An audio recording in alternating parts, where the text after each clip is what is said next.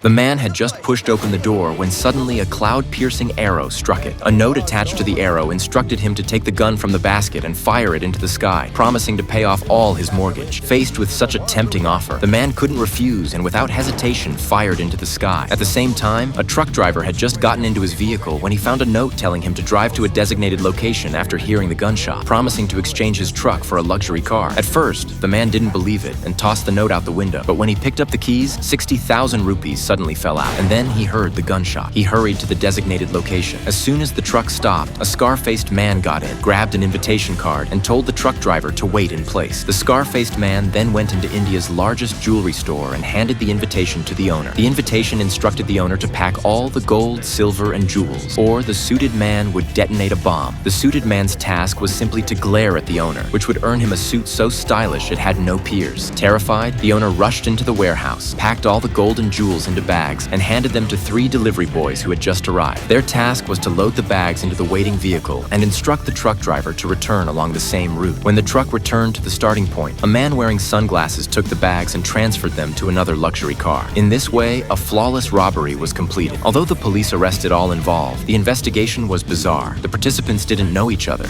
and some didn't even realize they were part of a heist. They were simply following the instructions on the notes for the promised rewards. The sunglasses man was the final executor, and therefore must have known the real robbers. Police Chief Ashok approached him to question him. Ashok flew into a rage instantly.